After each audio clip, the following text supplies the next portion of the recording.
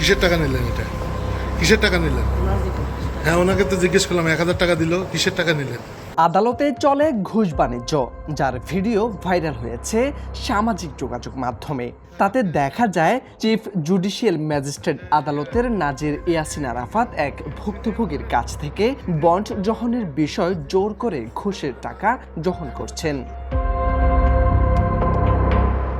জানা গেছে গেল বুধবার বিকেলে চিফ জুডিশিয়াল ম্যাজিস্ট্রেট আদালতের নাজির ইয়াসিন আরাফাত এক বিচার প্রার্থীর কাছ থেকে বন্ড দাখিলের অজুহাতে ঘুষ দাবি করেন। তখন ভুক্তভোগী ওই ব্যক্তি আদালতে থাকা সাংবাদিকদের বিষয়টি অবগত করেন। পরে পরিচয় গোপন করে তাৎক্ষণিক ওই ব্যক্তিকে নিয়ে নাজিরের কাছে যান এক সাংবাদিক। তখনও ঘুষ দাবি করা হয় তাদের কাছে। এক পর্যায়ে ওই সাংবাদিক ঘুষ গ্রহণের বিষয়টি গোপন ক্যামেরায় ধারণ করেন। ভিডিওতে দেখা যায় লালমনিরহাট চিফ জুডিশিয়াল ম্যাজিস্ট্রেট আদালতের নাজির ইয়াসিন আরাফাত ভুক্তভোগীর কাছ থেকে 1000 টাকা ঘুষ দাবি করেন। তিনি বলেন, ঘুষের টাকার একটি অংশ ওই রুমে থাকা হিসাব রক্ষক গণেশ চন্দ্রকেও ভাগ দিতে হবে। এজন্য টাকা কম দেওয়ার কোনো সুযোগ নেই। টাকা দেওয়ার এক পর্যায়ে রসিদ চাইলে নাজির ইয়াসিন আরাফাত বলেন, এসবের রসিদ হয় না।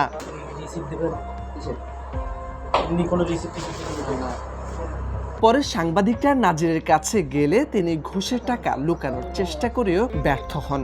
জানতে চাইলে তিনি জানান, ঘুষের টাকা সম্বন্ধে কিছুই জানেন না তিনি। ভুক্তভোগী তাকে জোর করে টাকা দিয়েছে। ওনাকে 500 টাকা দিলাম, আর হবে না, এনাকে দিতে হবে, ওনাকে দিতে হবে, ইনি কোর্টে নিয়ে যাবে। হ্যাঁ, ইনি নিয়ে যাবে, উনি তৈরি করে দেবে। আপনার নাম কি দাদা? আপনার নাম কি? আমার নাম গণেশ। আপনার নাম কি? আপনি এই যে টাকাটা নিলেন এইভাবে? না না না, আপনি বলেন। হ্যাঁ, এই টাকা আপনি এখানে বসে কি ঘুষ বাণিজ্য করতেছেন? না না, ঘুষ বাণিজ্য যে নিলেন এখানে। হ্যাঁ, আচ্ছা, এখানে টাকা কে রাখলো? উনি রাখছে। আচ্ছা, শিওর তো? আপনি প্রমাণ আছে আমাদের কাছে? আদালতের কর্মচারীদের ঘুষ না দিলে কাজ করেন না বলে অভিযোগ করেন সেবা প্রার্থীরা। এদিকে বিচার বিভাগের প্রতি সাধারণ মানুষের আস্থা অটুট রাখতেই দুর্নীতিবাজদের গোপন ভিডিও করা হয়েছে বলে জানান ওই সাংবাদিক।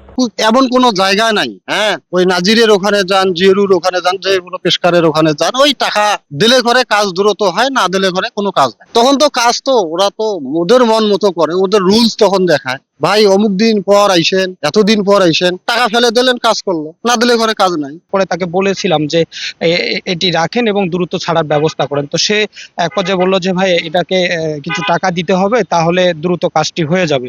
তো আমি তাকে 500 টাকার নোট একটা দিলাম, টাকার নোট দিলাম তাকে, এবং সে সেটাতে সন্তুষ্ট না। সে আমার কাছে তার যে আরো 2জন সহকারী, সেই 2জন সহকারীর জন্য আরো আমার কাছে 500 টাকা সে দাবি করলো।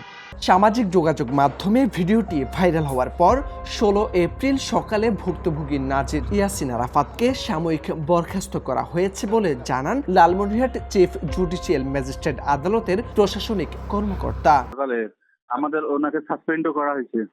আচ্ছা, কখন সাসপেন্ড করা হয়েছে? সকালবেলা আদেশ মিটিং করে সাসপেন্ড করা হলো। ঘুষ গ্রহণ করা অভিযুক্ত ব্যক্তিদের বিরুদ্ধে বিভাগীয় ব্যবস্থা গ্রহণ করবে কর্তৃপক্ষ, এমনটাই প্রত্যাশা ভুক্তভোগীদের। মোর্শেদ আলম, সময়ের আলো।